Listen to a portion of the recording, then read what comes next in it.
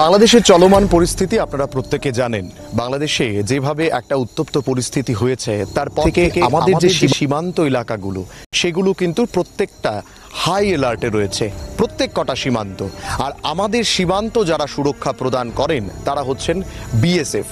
তাদের তত্ত্বাবধানেই আমাদের সমস্ত রাজ্যের যে সীমান্ত এলাকাগুলো রয়েছে সেটা কিন্তু নিরাপত্তার মধ্যে থাকে।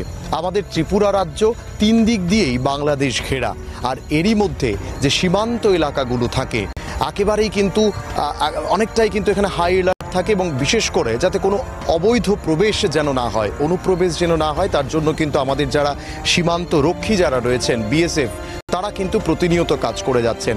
আপনারা জানেন যে এই যে ফেন্সিংগুলো কিন্তু অনেক দিন আগেই কমপ্লিট হয়ে গেছে। তারপরেও অনেকেই যারা রয়েছেন অনুপ্রবেশকারী থাকেন, তারা সুযোগ সন্ধানী থাকেন। কোনোভাবে যদি এদিক থেকে এদিকে আসা যায়, অর্থাৎ ভারতবর্ষে যদি এসে ঢোকা যায়, তার জন্য কিন্তু একটা চেষ্টা তাদের থাকে। সুতরাং তাদেরকে প্রতিহত করার জন্যই কিন্তু আমাদের যারা বর্ডার সিকিউরিটি ফোর্স রয়েছেন তারা কিন্তু প্রতিনিয়ত কাজ করে যাচ্ছেন। আর সেই দিক থেকে যদি আপনাদেরকে দেখাই, তারা কিন্তু আমরাও যখন এখানে আসি, আমাদের পাবলিক নাও টিম যখন এখানে আসে, তারা কিন্তু আমরা দেখতে পাই তারা পুরোপুরিভাবে কিন্তু রণসজ্জায় রয়েছেন, যাতে কোনো ধরনের কোনো সমস্যার সম্মুখীন হলে তারা যেন সেটাকে নিজেদের আয়ত্তে নিতে পারে। যেহেতু বাংলাদেশের একটা অস্থির পরিস্থিতি, সেই পরিস্থিতিতে অনেকেই চেষ্টা করবেন বাংলাদেশ থেকে ভারতে আসার, এবং ইতিমধ্যেই বিভিন্ন সীমান্তে আমরা এই বিষয়গুলোকে দেখতে পেয়েছি। সেই জায়গা থেকে দাঁড়িয়ে যেহেতু দেশের স্বরাষ্ট্রমন্ত্রী অমিত শাহ একটা কমিটি ইতিমধ্যেই পশ্চিমবাংলা, ত্রিপুরা এবং আশেপাশের সমস্ত এলাকার যারা বিএসএফ এর আধিকারিকরা রয়েছেন তাদেরকে নিয়ে কিন্তু একটা কমিটি করেছেন, যাতে করে এই বিষয়গুলোকে নিয়ন্ত্রণে রাখা যায়। ঠিক সেই জায়গা থেকে দাঁড়িয়ে কিন্তু আমাদের ত্রিপুরা রাজ্যের এই মুহূর্তে যতগুলো সীমান্ত এলাকা রয়েছে সব জায়গাতেই কিন্তু একটা হাই অ্যালার্ট জারি রয়েছে। আপনাদেরকে দেখাবো, এটা হচ্ছে কাটাতারের ঠিক এই দিকের পোর্শন, অর্থাৎ যেটা ভারতের পোর্শন পড়ে, এবং তার ওপারেও কিন্তু প্রায় 100 মিটার 150 মিটার পর্যন্ত ভারতের এলাকা। এবং কাটাতারের দুদিকেই কিন্তু আমাদের যারা বিএসএফ আধিকারিকরা রয়েছেন, যারা জওয়ানরা রয়েছেন, সেনা জওয়ান, তারা কিন্তু এখানে তাদের সিকিউরিটি ব্যবস্থাপনা রেখেছেন। অর্থাৎ কোনোভাবেই যাতে কোনো ধরনের সমস্যা বা কোনো ধরনের কোনো ছবি যদি তাদের কাছে ধরা পড়ে, কোনো অপ্রীতিকর ঘটনা বলুন বা যদি বলেন কোনো অনুপ্রবেশ অবৈধভাবে রাতের বেলায়, যেহেতু খুব সেন্সিটিভ থাকে রাতের দিকটা, দিনের বেলায় খুব সহজ হয় এই এপার ওপার সমস্ত কিছু দেখা, কিন্তু রাতের দিকে কিন্তু সবচাইতে বেশি ক্রিটিক্যাল কন্ডিশন থাকে। ভিজুয়ালের দিকে বলুন বা অন্যান্য যারা কুচক্রী থাকেন, যারা অনুপ্রবেশকারী থাকেন, যারা সুযোগ সন্ধানী থাকেন, তাদের জন্য কিন্তু সবচাইতে সঠিক সময় হচ্ছে রাত। সুতরাং রাতের বেলায় আমাদের যারা সেনা জওয়ানরা রয়েছেন তারা কিন্তু তাদের কড়া নজরদারি সীমান্ত এলাকাগুলোতে রেখেছেন।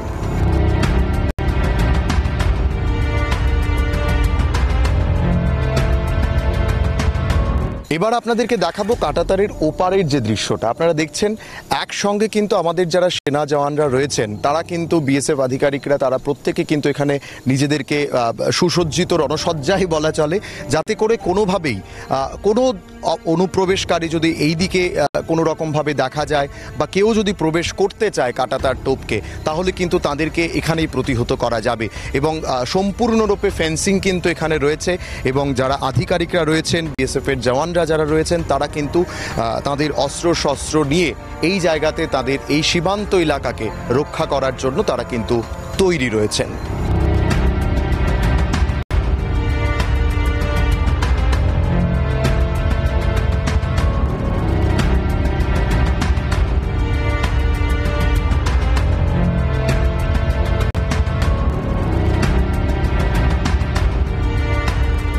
আজকের এই ছবিগুলো কিন্তু এই যে ছবিটা, এটা কিন্তু গোটা রাজ্যের অন্যান্য সীমান্ত এলাকায় যে ছবি সেই একই ছবি কিন্তু রয়েছে, অর্থাৎ হাই অ্যালার্ট কিন্তু প্রত্যেকটা সীমান্তেই রয়েছে। আপনারা দেখতে পাচ্ছেন এখানেও কিন্তু প্রচুর যারা আমাদের সেনাবাহিনীর যারা রয়েছেন বিএসএফ এর আধিকারিকরা তারা কিন্তু রাত্রিকালীন টহলদারিতে রয়েছেন।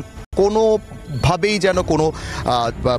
যেন কোনো এলাকা তাদের নিয়ন্ত্রণের বাইরে না থাকে, বা তাদের যদি যেটা তারা প্রতিদিন যেভাবে রাত্রিকালীন যে টহলটা হয় সেটা কিন্তু তারা করছেন।